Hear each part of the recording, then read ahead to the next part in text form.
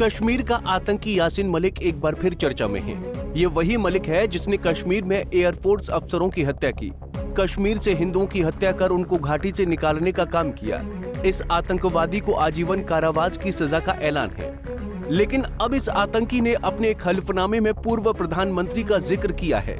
पाकिस्तान में 26/11 हमलों के मास्टरमाइंड हाफिज सईद से मुलाकात पर इस आतंकी ने कहा कि वो भारत सरकार का एक मिशन था जिस पर उसे तत्कालीन प्रधानमंत्री ने बधाई भी दी थी। अब इस मुद्दे ने चर्चा छेड़ दी है कि अगर ये मुद्दा राजनीतिक था तो इस मामले में यासीन मलिक पर आरोप क्यों लगाए गए। दरअसल यासीन मलिक ने अपने एक हल्फनामे में जिक्र किया है कि पाकिस्तान में उसकी हाफिज सईद से मुलाकात कश्मीर में शांति बहाल करने की ओर से बड़ा कदम था। उसने दावा किया कि भारतीय खुफिया एजेंसी आईबी के इशारे पर यह मुलाकात हुई थी। यासीन ने आगे दावा किया कि जब वो इस मुलाकात के बाद भारत लौटा और तत्कालीन प्रधानमंत्री मनमोहन सिंह को इसकी जानकारी दी तो मनमोहन सिंह ने उन्हें धन्यवाद और बधाई दी। यासीन मलिक ने प्रधानमंत्री मनमोहन सिंह पर क्या कहा। यासीन मलिक ने अपने हल्फनामे में बताया कि सईद ने जिहादियों के एक समूह की बैठक बुलाई थी जिसमें मलिक ने एक भाषण दिया।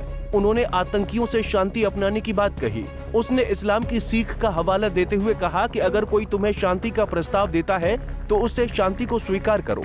लेकिन ये बैठक कुछ साल बाद एक विवाद बन गई क्योंकि इसे इस तरह से पेश किया गया कि मलिक का ताल्लुक पाकिस्तानी आतंकवादी समूहों से है। मलिक ने अपने हल्फनामे में इसे धोखा बताया और कहा कि ये पूरी बात सरकार की मंजूरी से हुई थी, लेकिन बाद में इसे राजनीति के लिए गलत तरीके से पेश किया गया। जम्मू कश्मीर लिबरेशन फ्रंट के आतंकवादी यासीन मलिक ने हाफिज सईद और यूनाइटेड जिहाद काउंसिल के अन्य नेताओं से पाकिस्तान में मुलाकात की।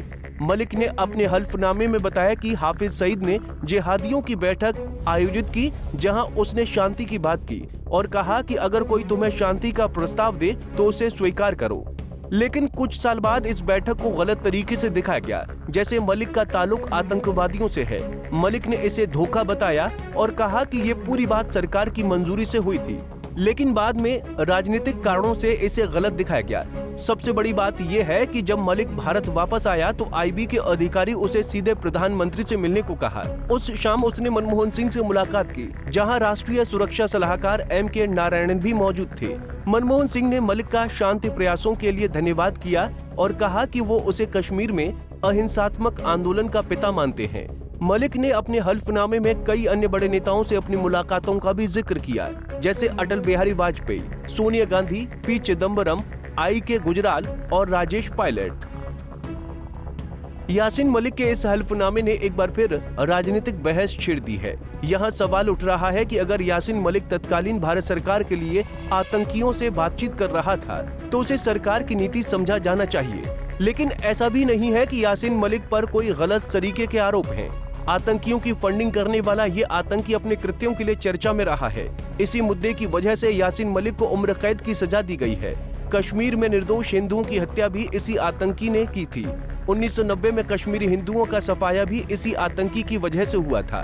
बहरहाल पाकिस्तान का समर्थक यासीन मलिक जेल की सलाखों के पीछे है।